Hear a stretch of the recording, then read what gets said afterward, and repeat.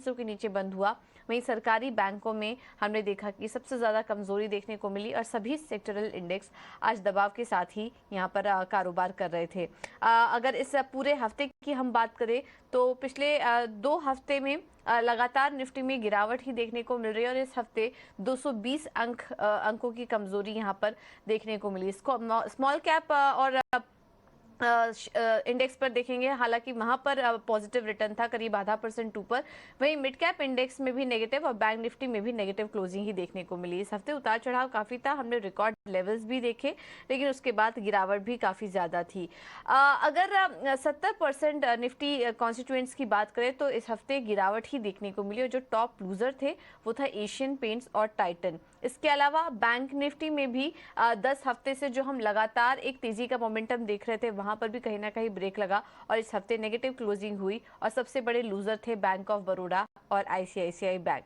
अगर PSU banking index को छोड़ दे जिसमें कि लगातार अच्छी तेजी देखने को मिल रही है, हालांकि पिछले 2-3 सेशन से हमने देखा कि वहां पर वीकनेस ही थी, तो वहां छोड़ दे तो सभी सेक्टरल इंडेक्स हमने देखा कि यहाँ पर दबाव ही देखने को मिला है। आईटी शेयरों में हमने देखा कि इन्फोसिस और एम्फेसिस ये टॉप लूजर थे। एफएमसीजी इंडेक्स में भी हमने देखा कि ब्रिटानिया में काफ़ी ज़्यादा दबाव देखने को मिला और ऑटो इंडेक्स में भी हमने देखा कि 2 हफ्ते से लगातार गिरावट जारी है और ऑटो एंसिलरी कंपनी में काफ़ी ज़्यादा कमजोरी देखने को मिली है। तो ये इस हफ्ते का एक पूरा हमने आपको कारोबार बताया और कौन कौन से स्टॉक्स में तेज़ी थी, मंदी थी, ये भी हमने आपके सामने रखा और इस बार के जो टॉप गेनर था वो था पीएसयू बैंक। एक बार फिर हमने देखा कि 9 हफ्ते से एक रैली बनी हुई है और इसमें यूको और आयु भी टॉप गेनर्स थे। लेकिन चलिए अब आगे बढ़ते हैं और इस हफ्ते बाजार में जो मोमेंटम था उस पर एक्सपर्ट का क्या कहना है और रणनीति क्या होनी चाहिए अगले हफ्ते के लिए, एक बार ये भी समझ लेते हैं। और अगले हफ्ते बाजार में कहाँ मौके रहेंगे और बाजार पर रणनीति बताने के लिए हमारे साथ आशीष महेश्वरी जुड़ चुके हैं, ब्लू ओशन स्ट्रैटेजिक एडवाइजर के डायरेक्टर। आशीष जी, बहुत बहुत धन्यवाद समय देने के लिए अपना 18 आवर्स स्वदेश को। तो काफी सारा उतार चढ़ाव का माहौल था इस बार। एक काफी जो इम्पोर्टेंट इवेंट था फेड की बैठक का वो भी निकला। उसके पहले हमने तेजी तो देखी, लेकिन उसके बाद से देख रहे हैं जब से फैसला आया है ग्लोबल मार्केट में भी वीकनेस है और उसका असर भारतीय बाजारों पर भी पड़ रहा है और आज 18,300 का भी लेवल्स हमने तोड़ दिए। अब आगे के लिए भारतीय बाजारों की चाल आप कैसे देख रहे हैं? हमने रिकॉर्ड लेवल्स तो देखे, लेकिन क्या इसके बाद प्रॉफिट बुकिंग और गहरा सकती है मार्केट्स में? ये एक जो 50 बेसिस पॉइंट रेट हाइक जो हुआ वो तो इनफैक्ट प्राइस ही नहीं था, पर जो हॉकिश स्टैंड आया कि आगे जाकर भी रेट हाइक हो सकते हैं, उसने थोड़ी सी पार्टी को स्पॉइल कर दिया। क्योंकि इतना रेट हाइक होगा यदि आगे, तो बिल्कुल श्योर शॉट प्रोबेबिलिटी बन जाती है कि आपकी इकोनॉमी रिसेशन की तरफ जाएगी और रिसेशन की तरफ जाएगी तो इक्विटी मार्केट परफॉर्म नहीं कर सकते। तो थोड़ा टाइमिंग के लिए बिल्कुल हमने इक्विटी मार्केट में से रिस्क अवर्जन देखा है और इंडियन मार्केट्स में भी हमने देखा कि जहां पर ज्यादा मुनाफा बन रहा था ट्रेडर्स का या इन्वेस्टर्स का, उन्होंने टेबल से उस मुनाफे को उठाया है, क्योंकि वो चाहते नहीं कि अपॉर्चुनिटी मिस हो और नीचे के लेवल पे फिर दोबारा से बाइंग करेंगे वो। तो मेरी सलाह रहेगी कि जो मुझे जो बेस नजर आता है अभी 18,150 का एक बेस बनना चाहिए निफ्टी में और वहां से फिर एक कंसोलिडेशन के फेज के बाद में हम दोबारा से राइज देखेंगे, क्योंकि जो भारतीय इंडिविजुअल फैक्टर्स है फिर दोबारा से आपको उनकी तरफ मुंह मोड़ना पड़ेगा और वहां पर कोई ऐसा हमें वीकनेस नजर नहीं आती। और इनफैक्ट इस बार कॉमोडिटी साइकिल भी थोड़ा सा सॉफ्ट हुआ है, तो आप देखेंगे इस पर्टिकुलर क्वार्टर जो नतीजे आएंगे वो भारतीय कंपनियों के जो ग्लोबल पीयर सेट्स है उनके कंपैरिजन में अच्छे रहेंगे। तो मेरा मानना है कुछ सेक्टर जैसे आईटी है, फार्मा है, ये अंडर परफॉर्म करते रहेंगे, बट जो पीएसयू बैंक्स हैं या प्राइवेट सेक्टर बैंक्स हैं, एनबीएफसी हैं, एफएमसीजी हैं, ये मेटल है, ये सेक्टर दोबारा से लीड लेंगे इस अगले वीक में। बिल्कुल। तो ये कुछ ऐसे स्टॉक्स हैं जो कि लीड लेते हुए नजर आएंगे, इन सब सेक्टर्स पर आप नजर रखिए। एक बार आपसे सरकारी बैंकों पर भी व्यू जानना चाहेंगे आशीष जी। यहाँ पर हम देख रहे हैं लगातार एक खरीदारी का जो रुख है वो बना हुआ है, लेकिन हाल फिलहाल में हम देख रहे हैं कि थोड़ी प्रॉफिट बुकिंग भी यहाँ आई है। अब क्या सरकारी बैंक आपको उतने ही अट्रैक्टिव नज़र आ रहे हैं, यहाँ पर एंट्री के मौके देख रहे हैं, या फिलहाल अभी कॉशियस हो जाना चाहिए? क्योंकि रिकॉर्ड लेवल से हम देख रहे हैं काफ़ी सारे बैंक्स टूटे भी हैं, तो कई बाइंग के मौके दिख रहे हैं आपको? ये टूटेगा तो इसीलिए क्योंकि इस बड़ा भी हुआ ही था। इनफैक्ट पूरे वीक में हमने देखा कई बैंक्स में 10 से 15% तक की तेजी छोटे जो मझोले बैंक्स हैं वहां देखने को मिली थी। तो थोड़ा सा मुनाफा वसूली बिल्कुल एक्सपेक्टेड है, रहती है हमेशा जिस सेक्टर में परफॉर्मेंस आता है। तो मेरी सलाह रहेगी कि थोड़ा सा और इंतजार करना चाहिए और हमें एक दो दिन के कंसोलिडेशन बाजार में हो जाए, क्योंकि आज भी हमने देखा कि कई बार ऐसा लगा कि पीएसयू बैंकिंग स्टॉक बढ़ेंगे दोबारा से, और थोड़ा सा जैसे ही राइज आया तो वहां पर काफी सेलिंग प्रेशर देखने को मिल रहा था। तो मंडे लेट इवनिंग या ट्यूसडे ऑनवर्ड्स मुझे लगता है कि जो सेक्टर का जो बेस्ट परफॉर्मर सेक्टर आगे वाले वीक में भी रहने वाला है वो पीएसयू बैंकिंग स्टॉक्स ही रहने वाले हैं। तो यहाँ पे जो मेरा पसंदीदा पिक रहेगा वो है यूको बैंक और सेंट्रल बैंक ऑफ इंडिया। मेरा मानना है दोनों बैंक्स पूरे बैंकिंग पैक्ट में आउट परफॉर्म करने का बिल्कुल दमखम रखते हैं। राइट। तो ये दो स्टॉक हैं जिन पर कि सरकारी बैंकों में आप नज़र रख सकते हैं, निकालने की कोशिश कर रहे हैं जिनको भी थोड़ा बहुत भी मुनाफा हो रहा है, क्योंकि हमने देखा था कि काफ़ी निचले लेवल से एक भारी यहाँ पर एक रन अप देखने को मिला इन तमाम बैंकों में। तो जिन्होंने निचले स्तरों पे लिया हुआ था वो भी निकलने की कोशिश कर रहे हैं मुनाफा लेकर। कॉशियस रहना चाहिए, लेकिन कुछ बैंकों की ग्रोथ स्टोरी भी अब अच्छी दिखाई दे रही है आने वाले समय में, सरकारी बैंकों की, छोटे मझोले बैंकों की, तो आप नज़र रख सकते हैं। और इस स्तरों पर भी कुछ स्टॉक्स हम आपको सुझा रहे हैं, वहाँ पर आप एंट्री ले सकते हैं। क्योंकि बैंकिंग शेयरों की बात हो रही है आशीष जी, इस पर आपकी राय एक बार यस बैंक पर भी लेना चाहेंगी। ये जो बैंक था ये भी इस हफ्ते काफ़ी ज़्यादा खबरों में रहा, एक अच्छा रनअप हमने देखा, और उसके बाद जब फंड इन्फ्यूजन की खबर आई हमने यहाँ पर प्रॉफिट बुकिंग भी देखी। यस बैंक को लेकर क्या आउटलुक बन रहा है आपका फ्यूचर के लिए? देखिए अब जब दूसरे बैंकिंग स्टॉक परफॉर्म कर रहे हैं तो ऐसा तो है नहीं कि सिर्फ यस बैंक परफॉर्म नहीं करेगा। बट चूंकि एक थोड़ा सा निगेटिव रिपोर्ट ये आया है कि वैल्यूएशन रिच हो चुके हैं, क्योंकि जो रिटर्न और असेट 1% का है वो 2025 तक आएगा और उसके वैल्यूएशन हम स्टॉक को अभी से दे रहे हैं। तो उसके कारण से थोड़ा मुनाफा वसूली यहाँ पे भी देखने को मिली है। और मेरा मानना है कि ये जो लेवल बन रहा है बैंक का, अगर 20 रुपए 50 पैसे से 21 रुपए के बीच, ये अब बैंक का बॉटम लेवल रहेगा। क्योंकि आप देखें तो जब दूसरे पीएसयू बैंकिंग स्टॉक थे, चाहे बैंक ऑफ महाराष्ट्र हो, आईओबी हो या सेंट्रल बैंक ऑफ इंडिया हो, उसमें 40% का राइज हमें पिछले 2 महीने में देखने को मिला। जबकि यस बैंक का जो स्टॉक है वो 17 साढ़े 17 से 20 रुपए के आसपास ही हुआ है। तो परसेंटेज टर्म से उतना दिखाई देता है, बट चूंकि इक्विटी बेस बड़ा है तो इसलिए राइज काफी थोड़ा लिमिटेड रहा है। बट ट्रिगर जो उसमें नए हैं, जो कार्लाइल और एडवेंट नए इक्विटी होल्डर्स बन के उसमें आ रहे हैं, और जो उन्होंने एआरसी बिजनेस सेल किया है, तो बैंक में पर से कुछ भी रॉन्ग नहीं है। वैल्यूएशन भी अच्छे नजर आते हैं, क्योंकि जो रिटेल उनका जो उन्होंने नए इनिशिएटिव्स लिए हैं और जो ग्रोथ देखने को मिल रही है वो एट पार ही किसी प्राइवेट सेक्टर बैंक के रहने वाली है। तो मेरी सलाह रहेगी कि 20 रुपए 50 पैसे से 21 रुपए के बीच में दोबारा से इसको एक्यूमुलेट करना अच्छी स्ट्रैटेजी होगी। राइट। तो 20 रुपए आए तो इसको एक्यूमुलेट करने की कोशिश करिए, क्योंकि आगे और भी डेवलपमेंट देखने को मिल सकते हैं। हम आपको बता दें यस बैंक के सीनियर मैनेजमेंट के साथ हमारी एक एक्सक्लूसिव बातचीत भी हुई थी, और उन्होंने भरोसा भी जताया था कि आने वाले समय के लिए वो यहाँ पर और भी कुछ बड़े डेवलपमेंट होते हुए दिखाई देंगे, सुधार भी होगा बैंक के आर्थिक हालात में। तो इस पर नज़र रखिए, और 20 रुपए के आसपास आए तो फिर से एक्यूमुलेट करने की कोशिश करिए। ये राय यस बैंक पर आपको दे दी गई है। इस बीच आशीष जी, एक और थीम जो काफ़ी फोकस में रहा वो है फर्टिलाइजर स्टॉक्स। यहाँ पर भी काफ़ी अच्छी तेज़ी देखने को मिली, और अब धीरे धीरे इस सेक्टर की तरफ फोकस भी बढ़ता जा रहा है। बजट के पहले हम देख रहे हैं कि फर्टिलाइजर सेक्टर को लेकर काफ़ी बातचीत भी हो रही है, चर्चा हो रही है, और उसके पहले ये स्टॉक्स चल भी रहे हैं काफ़ी ज़्यादा। कैसा लग रहा है आपको ओवरऑल ये स्पेस बजट के पहले तक क्या रणनीति अपनानी चाहिए इन तमाम शेयरों में, और कोई स्टॉक है आपको जो अच्छा लग रहा है इस सेक्टर में?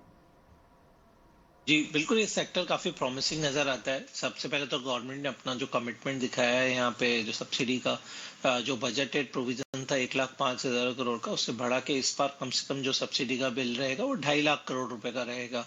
और जो जिस हिसाब से गवर्नमेंट के फाइनेंसेस है, मुझे नहीं लगता कहीं कोई समस्या आएगी उनको सब्सिडी का पेमेंट करने के लिए। पहली बात ये तो जो पॉजिटिव है इन कंपनीज़ को, क्योंकि जो उनका वर्किंग कैपिटल साइकिल है वो अंडर कंट्रोल रहेगा।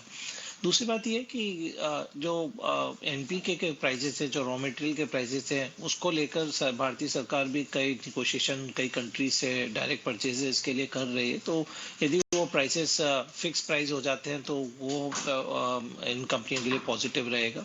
तीसरा, जो उनके फर्टिलाइजर के अल्टीमेटली एंड यूजर्स है और वहाँ तक जो सेल्स है उसमें काफ़ी इजाफा देखने को मिला है, क्योंकि रबी की सोइंग इस बार रिकॉर्ड एकरेज एरिया में हुई है। तो मुझे लगता है कई सारे पॉजिटिव फैक्टर हैं जो यहाँ पे ध्यान रखने चाहिए। और जहाँ पे मेरा जो दो पिक रहेंगे वो यहाँ पे fertilizer and chemical Travancore FACT के नाम से जाना जाता है। 2 वीक में 40% चढ़ गया है, बट इस स्टॉक में अभी भी बहुत वैल्यू है। और दूसरा स्टॉक जो मुझे यहाँ पसंद है वो एनएफएल रहेगा। ठीक है। तो एनएफएल और फैक्ट ये दो स्टॉक्स हैं जिन पर कि आप फर्टिलाइजर स्पेस में नजर रख सकते हैं। क्योंकि फर्टिलाइजर शेयरों की बात हो रही है तो यहाँ पर दीपक फर्टिलाइजर को लेकर भी चर्चा करना काफी जरूरी होगा, क्योंकि आज हम देख रहे हैं कि इस स्टॉक से जुड़ी खबरें भी आ रही थी और इसके चलते आज ये स्टॉक फोकस में भी था। और दीपक फर्टिलाइजर को लेकर खबर आ रही है कि वो अपने कारोबार की वैल्यू अनलॉकिंग के लिए रिस्ट्रक्चरिंग का ऐलान कंपनी ने कर दिया है। अब इस रिस्ट्रक्चरिंग का प्लान क्या है ये जानते हैं, समझते हैं शरद के साथ। शरद बताइए। जी बिल्कुल, आज दिन के ट्रेड में स्टॉक में भी अच्छी जो है बाइंग देखने मिल रही है और स्ट्रॉन्ग पॉजिटिव रिएक्शन देखने मिला है स्टॉक में। और अहम बात यह है कि दो बिजनेसेस हैं उनको जो है डिमर्ज कर रहे हैं और एक टाइप से बड़ी कॉर्पोरेट रिस्ट्रक्चरिंग है, जहाँ पे एक साइड आपके केमिकल्स होंगे, माइनिंग केमिकल्स, और दूसरे होंगे आपके फर्टिलाइज़र बिजनेस। अब ये इंपॉर्टेंट इसलिए क्योंकि अब ये दो नए कंपनीज बनेंगे और एक कंपनी जो स्मार्ट केम टेक्नोलॉजी रहेगी उस पर फर्टिलाइज़र बिजनेस रहेगा और दूसरा जो टैन बिजनेस है उसमें जो है परफॉर्मेंस जो केमिकल्स होती है वो इंक्लूड रहेगी, वो माइनिंग बिजनेस में रहेगी। अब इसका रैशनल हम समझते हैं क्यों ऐसा हुआ, और ये एनालिस्ट का मानना है और मैनेजमेंट की कमेंट्री भी है कि एक स्ट्रैटेजिक शिफ्ट होने वाला है। एक कंपनी कमोडिटी प्ले का रहेगा, दूसरा प्ले स्पेशलिटी में रहेगा और स्पेशलिटी वालों में वैल्यू अनलॉकिंग देखने मिल सकता है, और ये जो है एनालिस्ट का भी मानना है। इसके अलावा जो है लीडरशिप भी जो रहेगी फोकस्ड रहेगी, क्योंकि दो सेपरेट बिजनेस रहेंगे, सेपरेट मैनेजमेंट रहेगा और जो स्ट्रक्चर होती है जिस बिज़नेस की वो भी जो है सिंप्लीफाई हो जाएगी। ऑफ कोर्स आगे जाते हुए जो है दोनों, जो क्रॉप प्रोटेक्शन बिजनेस ले लीजिए या टैन की माइनिंग बिजनेस ले लीजिए, दोनों में वैल्यू अनलॉकिंग होगी, ये मैनेजमेंट का मानना है। और इम्पॉर्टेंट बात ये है कि एनालिस्ट लोग भी जो है दोनों स्टॉक्स को अच्छे से ट्रैक कर पाएंगे, इसलिए क्योंकि ये दोनों अब सेपरेट हो गए हैं, तो वैल्यू अनलॉकिंग का भी थीम चल रहा है, सेपरेट काम हो गए हैं और जो एनालिस्ट का एक्सपोजर है वो भी बढ़ जाएगा। और कुछ एनालिस्ट से हमारी बात हुई और उन्होंने कहा कि एक सेपरेट लिस्टिंग का भी चांस है, तो ये जो है एक इम्पॉर्टेंट ट्रिगर रहेगा स्टॉक के लिए। और याद रखिए अप्रूवल्स अभी भी बाकी है शेयर होल्डर्स से, एनसीएलटी और जो है अलग अलग इम्पॉर्टेंट रेगुलेटर्स से।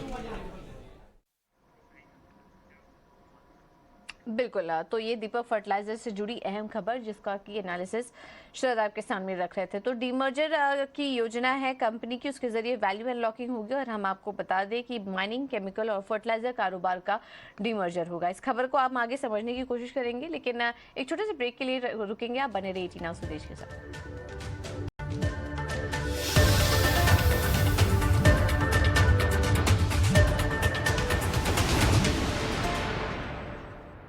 India bulls housing finance limited secured redeemable NCD के पब्लिक इशू की घोषणा कर रहा है। प्रति वर्ष 9.80% जुड़ गई हैं विनी मोतीवाला। विनी बताइए, रिलायंस को लेकर क्या खबर है? ये बात करें तो ये जो रिलायंस की एक्विजिशन की बात करें, उन्होंने ऑलरेडी बता चुके थे कि पहले ही कि they will be foreign enter करने वाले हैं एफएमसीजी में, और इस एंट्री से फाइनली उनकी जो लॉन्च हो चुकी है, अभी कल उन्होंने लॉन्च की थी, तो ये लॉन्च उनकी हो रही है इंडिपेंडेंस ब्रांड के नाम से। भूलिए मत, रिलायंस रिटेल वेंचर्स ऑलरेडी उनकी काफी सारी FMCGs, whether personal care, home care, staples में ऑलरेडी उनकी काफी सारी ब्रांड्स भी है, तो ये एक फैक्टर उनके लिए ऑलरेडी ईजी पड़ जाता है। पर ये लॉन्च के बाद वो ये प्रोडक्ट्स भी उनकी, ये कौन सी कैटेगरीज की बात कर रहे हैं अभी, तो पैकेज्ड फूड की बात कर रहे हैं, एडिबल ऑयल की बात कर रहे हैं, बिस्किट्स की बात कर रहे हैं, तो इसमें इवन व्हीट फ्लावर आ जाता है, ग्राम फ्लावर आ जाता है, तो इसकी वजह से ये जो कंपटीशन थोड़ी स्पेस में तो बढ़ जाएगी। और बोलिए मत, ये सब फैक्टर्स जो है इसमें काफी सारे अनऑर्गेनाइज भी प्लेयर्स होते हैं, तो अनऑर्गेनाइज प्लेयर्स से ये शिफ्ट तो बढ़ेगी ऑर्गेनाइज प्लेयर्स तक। They want to go for that value model, जहाँ पे वो वैल्यू देंगे कस्टमर्स को अपने प्रोडक्ट्स के लिए। और कंपटीशन कौन सी एफएमसीजी के लिए बढ़ेगी, तो अडानी विल्मर, क्योंकि अडानी विल्मर है और एडिबल ऑयल में, ग्रेन्स में है, पल्सेस में है, तो उनकी वजह से ये कंपटीशन बढ़ती है। पतंजलि फूड्स के लिए भी, क्योंकि वहाँ पे भी एडिबल ऑयल है, आटा है, बिस्किट्स के फैक्टर्स भी है, जो पतंजलि फूड्स के लिए कंपटीशन बढ़ती है। टाटा कंज्यूमर्स का जो संपन्न पोर्टफोलियो है, वो स्पेसिफिकली वो फूड स्टेपल्स पोर्टफोलियो है, तो उसमें भी थोड़ी इंपैक्ट दिख सकती है। और अदर कंपनीज एफएमसीजी, जैसे बात करें आईटीसी की, क्योंकि उनकी आशीर्वाद आटा है, एचयूएल की बात करें, मैरिको की बात करें, पर इनका जो फैक्टर है वो काफी डाइवर्सिफाइड है, तो इतना ज्यादा इंपैक्ट इन सब कंपनीज पे नहीं आता है। पर ऑल इन ऑल ये रिलायंस का एफएमसीजी प्ले है, वो एक बड़ी बात है, क्योंकि क्या ये बन जाएगा नेक्स्ट जियो, जो हमने देखा था टेलीकॉम स्पेस में, क्या ये सिमिलर ट्रेंड होगा एफएमसीजी स्पेस में, ये एक फैक्टर है। क्योंकि ओवरऑल शिफ्ट, उनकी बैलेंस शीट जो है काफी स्ट्रांग भी है, तो ज्यादा एक्विजिशंस भी हो सकते हैं। उन्होंने ऑलरेडी कैंपा कोला अक्वायर किया है, सोसियो अक्वायर किया है, जो अगस्त 2022 में उन्होंने ऑलरेडी बात कर चुके थे इनके बारे में। और नमूरा का भी यही व्यू है कि उनके पास काफी फैक्टर्स है जो वो लेवरेज भी कर सकते हैं। उनका जो टाइप है व्हाट्सएप के साथ, जियो मार्ट ऑलरेडी है उनके लिए, तो यहाँ पे ये उनकी जो डिस्ट्रीब्यूशन है वो भी थोड़ी ईजी बन जाती है, क्योंकि उनकी चैनल ऑलरेडी फिक्स्ड है, सेट है। तो ये इंडिपेंडेंस ब्रांड एक मेड इन इंडिया ब्रांड है, फॉर इंडियंस है, ये एक फैक्टर है जो रिलायंस को एक्चुअली फोकस में रख रहा है, उनकी एफएमसीजी प्ले को बढ़ाने की कोशिश है ये। बिल्कुल, बहुत बहुत शुक्रिया विनी ये सारी जानकारी देने के लिए। तो रिलायंस अब एफएमसीजी स्पेस में भी एंट्री लेने जा रहा है, और जैसा कि विनी थोड़ी देर पहले बता रही थी कि अब सवाल ये उठता है कि क्या जियो ने जिस तरीके से टेलीकॉम स्पेस में एक हलचल मचा दी थी, क्या वैसा ही कुछ एफएमसीजी स्पेस में भी अब देखने को मिल सकता है। हालांकि आईटीसी, एचयूएल जैसी कंपनियां, मैरिको जैसी कंपनियां, जिनका कि काफ़ी डाइवर्सिफाइड पोर्टफोलियो है, एफएमसीजी के स्पेस की एक दिग्गज प्लेयर है, उन पर ज़्यादा कुछ असर नहीं पड़ेगा, लेकिन Adani Wilmer, Patanjali foods, Tata consumer जैसी कंपनियों के लिए एक चुनौती खड़ी हो सकती है। आशीष जी, आपसे समझना चाहेंगे, रिलायंस की जो ये घोषणा की है गुजरात में इंडिपेंडेंस ब्रांड लॉन्च करने की, इस कदम को आप कैसे देख रहे हैं, और एफएमसीजी स्पेस में किस तरह की हलचल हो सकती है, किन किन कंपनियों पर आप असर देख रहे हैं रिलायंस की एंट्री से? बिल्कुल एक लॉजिकल मूव है, जो जैसे डीमार्ट ने किया वैसे ही मूव रिलायंस की तरफ से है कि सबसे पहले तो आपने मार्केट प्लेस बनाया जहां पर आप दूसरी कंपनियों के उत्पादों को सेल करते हैं। तो जियो मार्ट और उनका जो स्मार्ट बाजार का फिजिकल मॉडल है, दोनों में ही काफ़ी scalability over a period of time हमने देखा है। तो बिल्कुल लॉजिकल है मूव है कि यदि आप दूसरे ब्रांड्स को खरीद सकते हैं, क्योंकि आपके पास में लॉयल कस्टमर बेस अवेलेबल है, तो उनको ही आपको उस पाइपलाइन में ही अपने प्रोडक्ट को डालना है। तो आज आप देखें तो जियो मार्ट पे 59 रुपए में 2 लीटर का कैंपा कोला का बॉटल वो सेल कर रहे हैं। तो काफ़ी जहाँ जो प्रोडक्ट उनके पास में है तो प्रीडेटरी प्राइसिंग भी आएगी। तो मुझे लगता है कि बिल्कुल इफेक्ट पड़ेगा अडानी विल्मर, पतंजलि फूड और टाटा कंज्यूमर पे। बट अभी क्योंकि थोड़ा बिजनेस शेप अप कर रहा है, तो मुझे नहीं लगता कि अगले 3-6 महीनों में कोई बहुत इम्पैक्ट आएगा। इसके इम्पैक्ट को आते आते कम से कम 1 से 2 साल का समय लग सकता है। तो टाइम बिंग के लिए ऐसा कोई निगेटिव फैक्टर नहीं है, बट रिलायंस इंडस्ट्रीज के लिए बिल्कुल पॉजिटिव डेवलपमेंट है।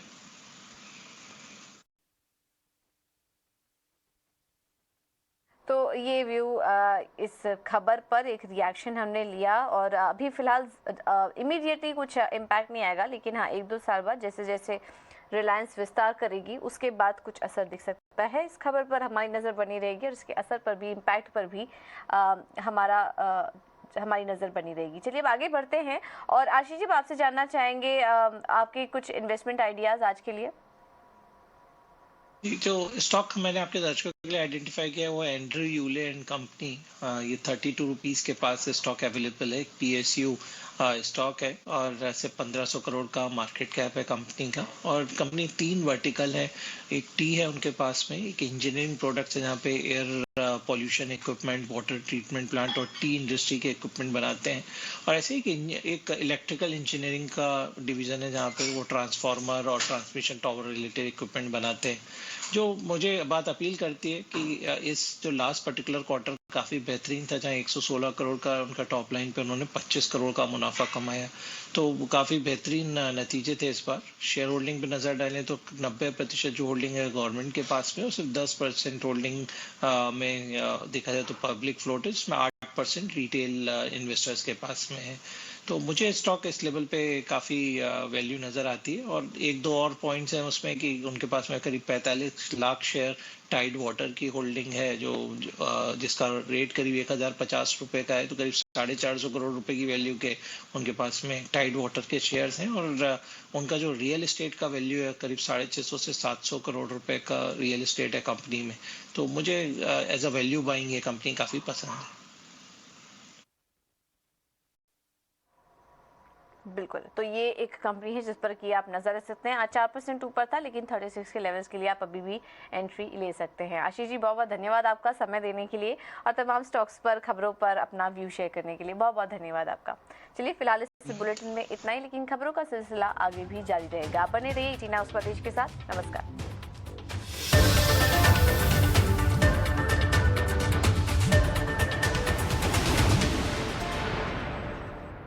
शेयर से लेकर फाइनेंशियल केयर तक, ट्रेडिंग कॉल से लेकर इंडेक्स की चाल तक, क्रूड 105 और 100 के नीचे जाता है तो मार्केट के लिए पॉजिटिव सरप्राइज है। हम आपको बताएंगे कहां है कमाई के मौके। ग्लोबल मार्केट्स में हरे निशान के साथ बंद हुए, काफी अच्छी अपमूव देखने को मिली। करेंगे आप